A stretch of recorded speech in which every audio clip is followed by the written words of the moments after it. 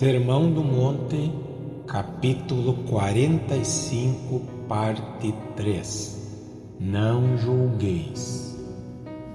Tem havido épocas dentro da história da igreja, quando os homens foram elogiados por defenderem as suas ideias a todo custo, mas isso já não acontece hoje em dia. Atualmente, homens assim são considerados difíceis, indivíduos que impõem aos outros a própria vontade, que não cooperam com seus companheiros e assim por diante. O tipo de homem que atualmente é elogiado é aquele que poderia ser descrito como meio termo ou equidistante, que jamais se coloca em qualquer extremo de uma posição. Pelo contrário, é um homem agradável a todos, que não cria dificuldades para ninguém e nem é causador de problemas por causa de seus pontos de vista. Dizem-nos que a vida diária já é suficientemente difícil e complicada sem que precisemos assumir posição firme no tocante a qualquer doutrina em particular. Com certeza, essa é a mentalidade de hoje. Não constituindo exagero, afirmamos que essa é a mentalidade controladora. Em certo sentido, essa é uma atitude perfeitamente natural, porquanto já experimentamos inúmeras dificuldades, problemas e desastres. Por semelhante modo, é atitude bastante natural que as pessoas evitem os indivíduos dotados de pontos de vista firmes, que saibam o que estão defendendo, porque todos preferem viver de maneira descontraída e pacífica. Volte-se para as décadas de 1920 e 1930 e perceberá que, no campo da política internacional, acontecia exatamente aquilo de que estou falando. O clamor em prol da tranquilidade do lazer, a fuga para bem longe dos problemas. Seguiu-se a essa atitude natural e inevitavelmente. Eventualmente, os homens já desejavam a paz a qualquer preço, chegando ao extremo de humilharem ao próximo e de traírem suas lealdades, tornando-se essa a ideia predominante entre os homens. Em uma época como a nossa, reveste-se da máxima importância que sejamos capazes de interpretar corretamente essa declaração acerca do ato de julgar, porquanto há muitos que asseveram que as palavras "não julgueis" precisam ser compreendidas simples e literalmente como elas estão, como se indicassem que o crente verdadeiro jamais expressa uma opinião sobre outras pessoas. Esses homens afirmam que não se deve exercer juízo algum, porquanto deveríamos ser suaves, indulgentes e tolerantes, permitindo quase qualquer coisa em troca da paz e da concórdia, e, especialmente, da unidade. Essa não é a hora certa para juízos, dizem eles.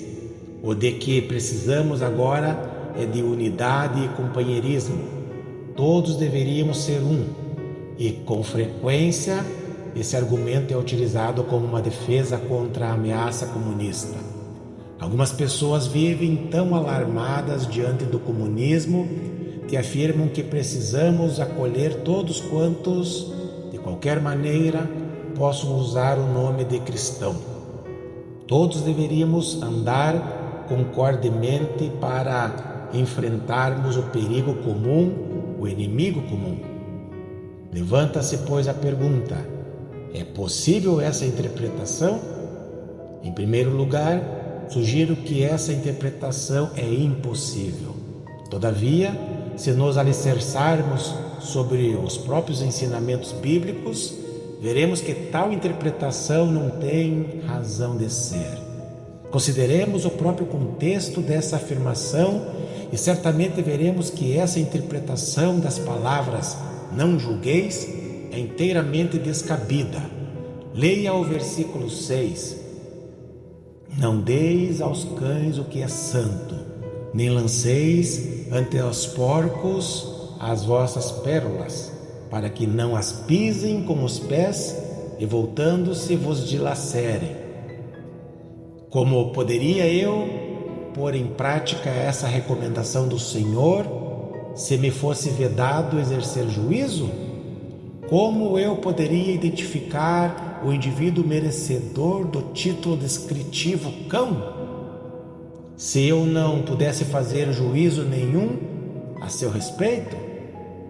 Em outras palavras, a injunção que se segue imediatamente após essa declaração sobre o não julgar, de imediato me pede que exerça juízo e discriminação.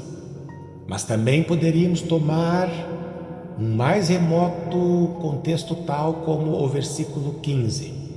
Cautelai-vos dos falsos profetas que se vos apresentam disfarçados em ovelhas, mas por dentro são lobos roubadores. Como poderíamos entender essa injunção? Como poderei acautelar-me dos falsos profetas se não puder pensar, se eu não tiver tanto receio de fazer juízo crítico que jamais possa fazer uma avaliação dos ensinamentos de alguém? Esses falsos profetas, além disso, se nos apresentam vestidos em peles de ovelhas, o que equivale a dizer que são extremamente melífluos e empregam a terminologia cristã. Parecem pessoas inofensivas, honestas e invariavelmente mostram-se muito gentis. Entretanto, não nos devemos deixar enganar pelas suas atitudes estudadas. Acautelemo-nos diante de gente dessa ordem. Nosso Senhor também diz: pelos seus frutos os conhecereis. Mateus capítulo 7, versículo 16. Porém, se eu não puder usar qualquer critério e nem exercer a minha capacidade de discriminação, como poderei testar a autenticidade desses frutos e discriminar entre o que é certo e o que é errado?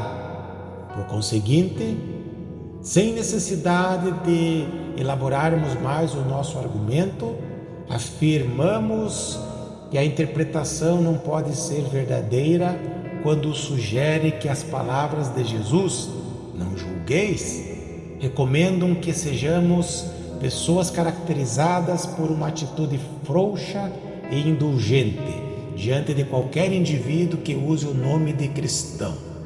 Tal interpretação é inteiramente impossível. Não obstante, essa opinião é mantida por alguns com tanta tenacidade que não podemos deixar a questão nesse ponto. Precisamos comentar um pouco mais e colocá-la nesses termos. As próprias Escrituras ensinam-nos que o juízo precisa ser exercido em conexão com os departamentos legais. A própria Bíblia é que nos ensina que juízes e magistrados são nomeados por Deus e que um magistrado tem como incumbência proferir sentenças julgadoras, pois esse é seu dever. Isso faz parte do método divino para restringir a maldade e o pecado em seus efeitos sobre este mundo sujeito à passagem do tempo.